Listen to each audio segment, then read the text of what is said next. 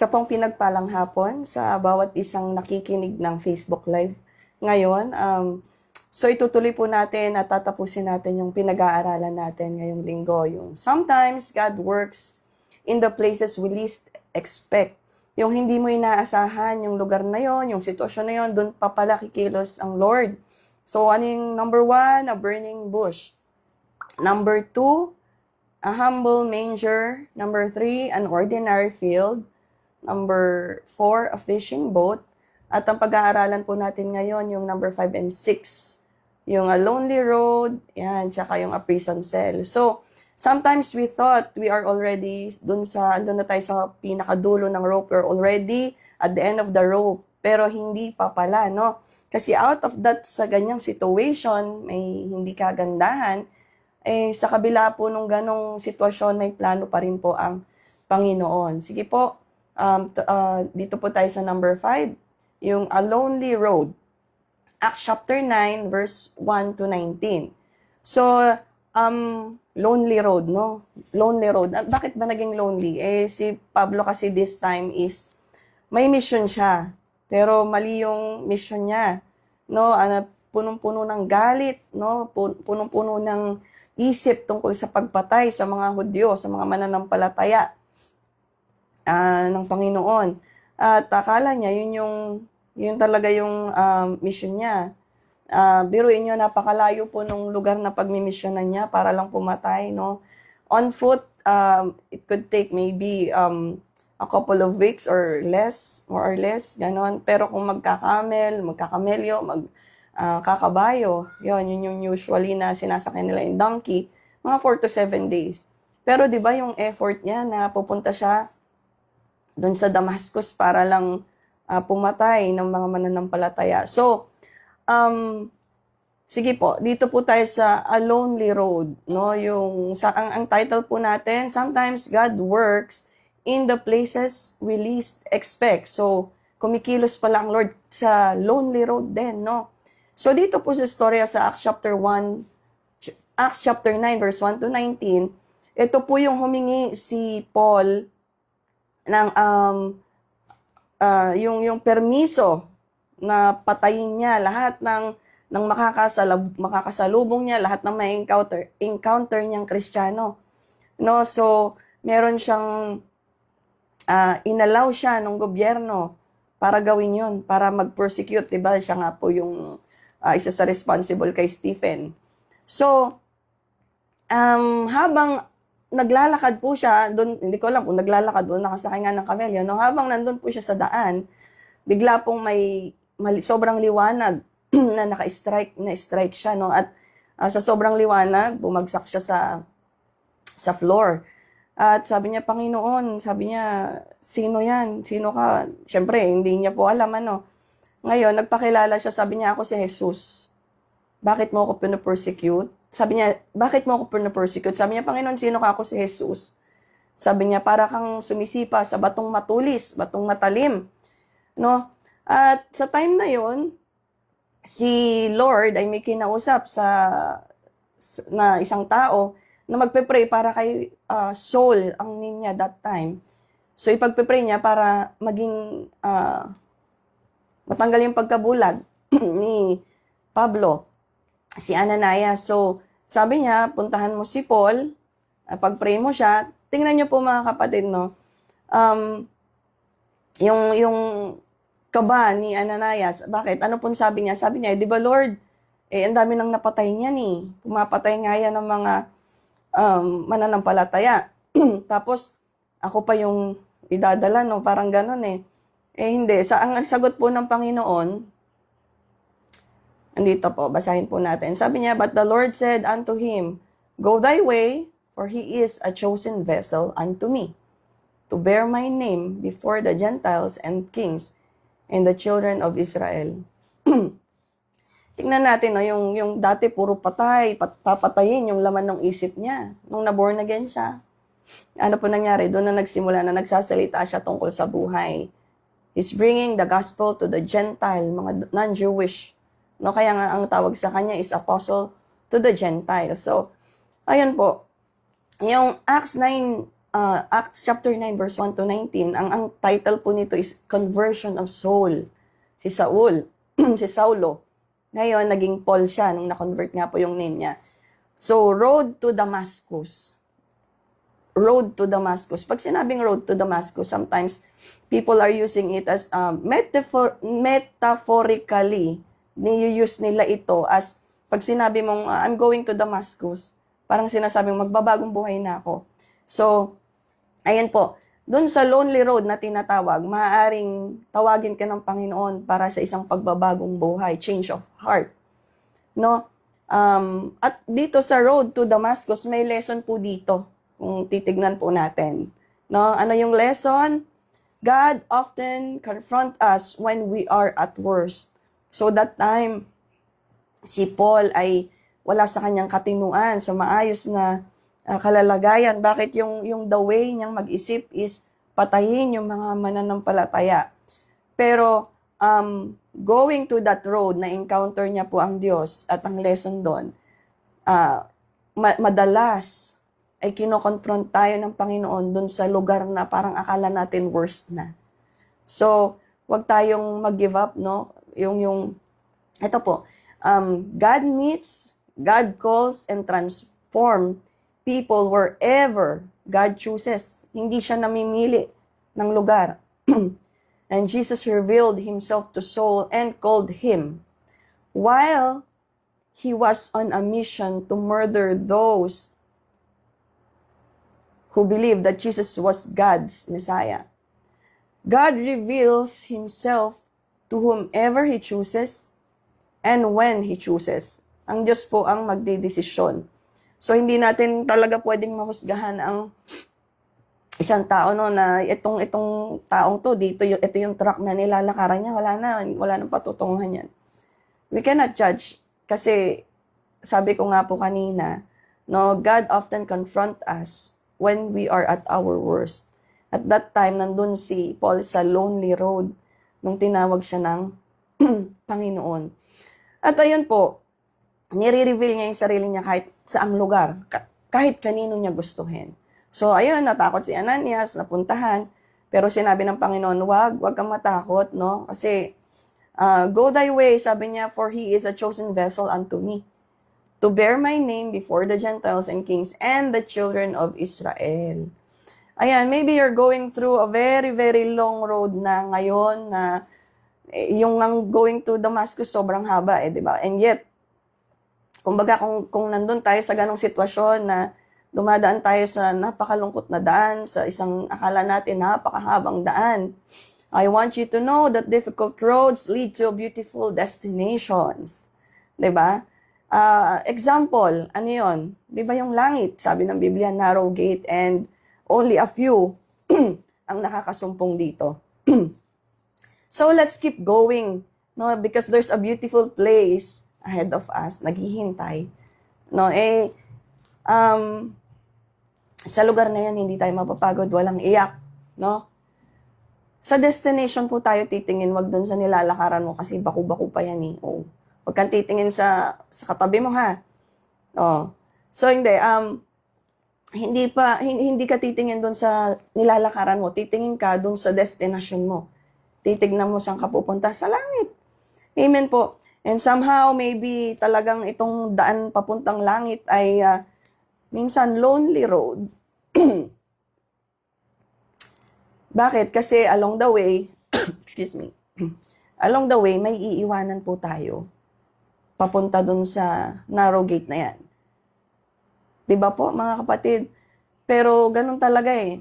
No, may tinatawag ng cross-bearing eh. Kailangan dalhin natin yung cross na yan. Let's embrace it.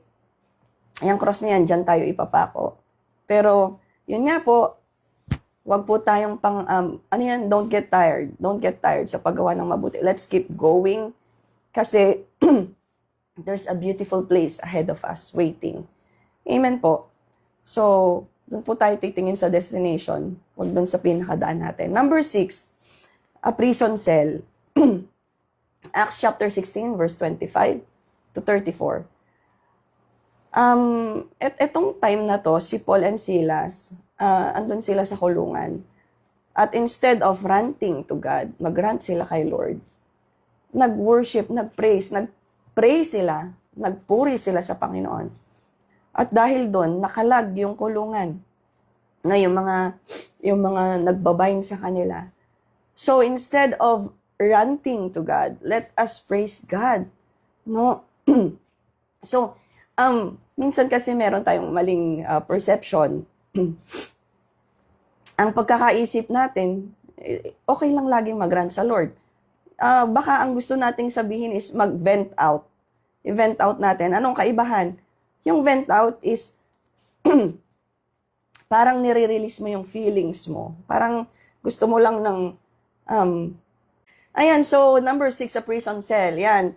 Ang ginawa nila Paul dito sa prison cell at Silas, nag-start po silang mag-pray and worship and praise.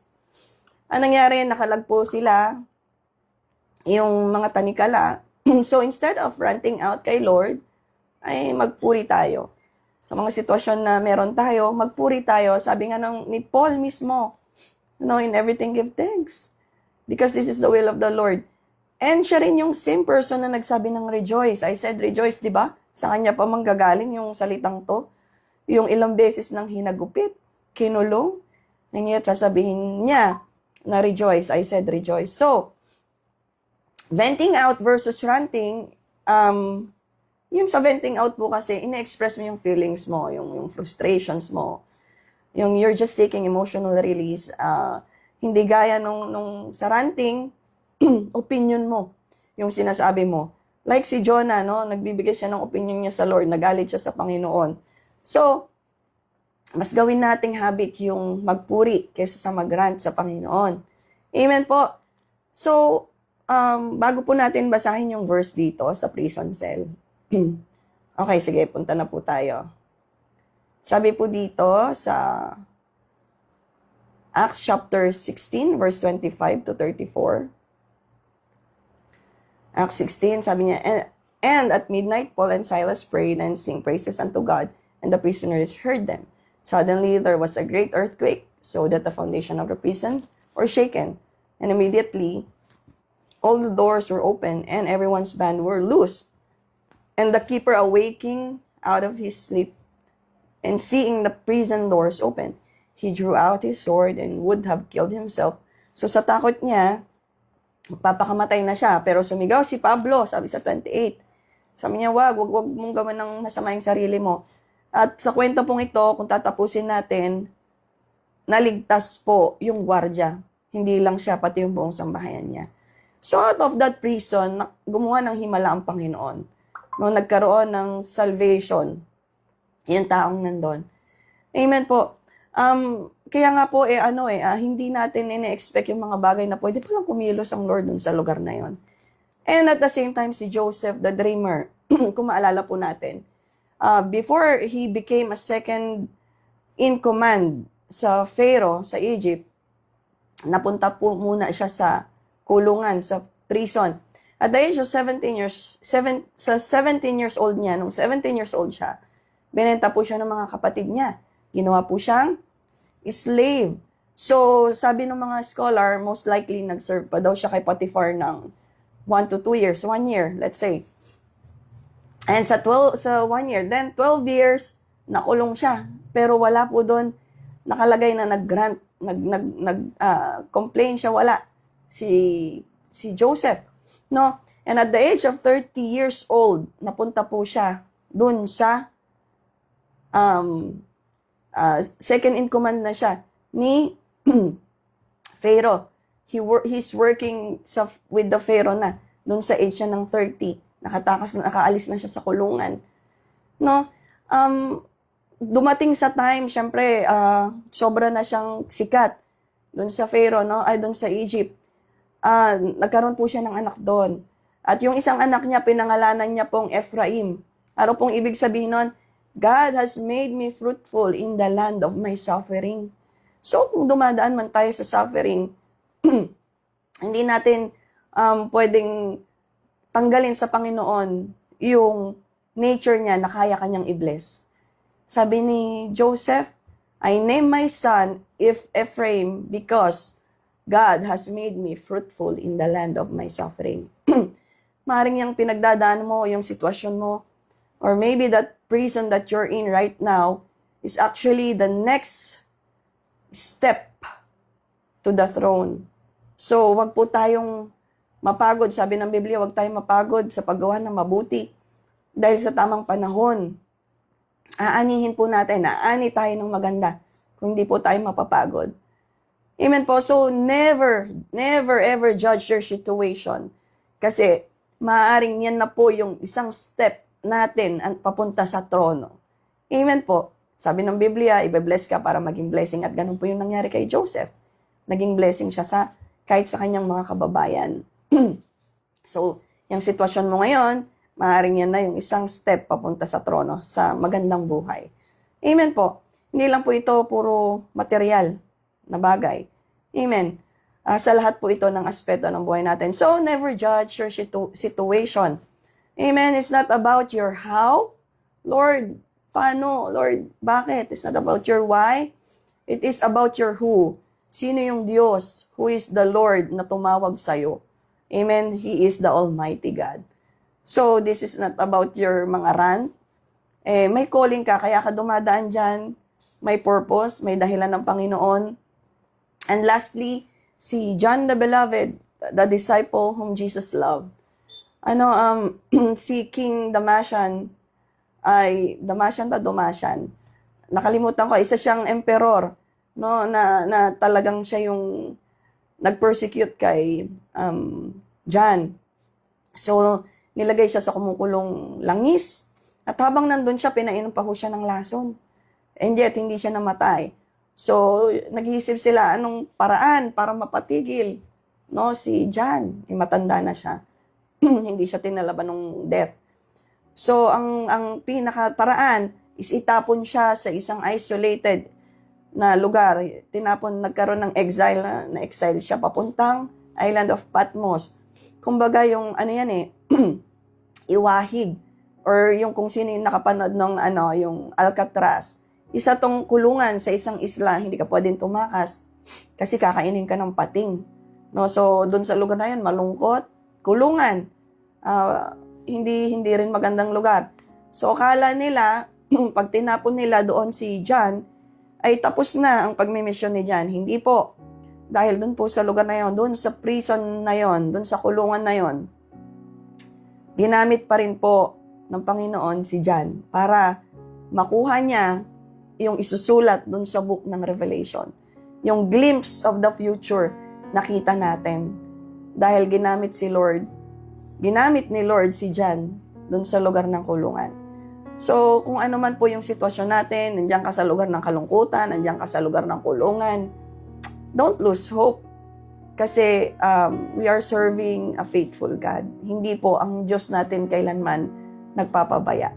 So, andyan po ang pag-iingat, andyan po ang pagtawag, at higit sa lahat, tayo po ay pinagtagumpay na niya.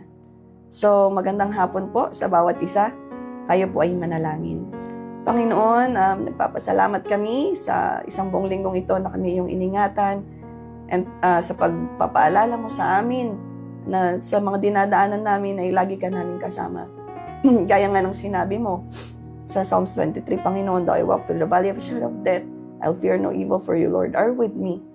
Lord, alam namin na kahit saan kami dumaan, basta ikaw ang kasama namin, nandun ang katagumpayan. Salamat, Ama, dahil lagi kang mabuti sa amin, dahil lagi mo kaming sinasamahan, lagi mo kaming pinagtatagumpay. Pagpalain mong bawat isang nakikinig, Panginoon, at ingatan. Purihin ka, dakilain ka, Ama, sa pangalan ng aming Panginoong Jesus. Amen. God bless you po.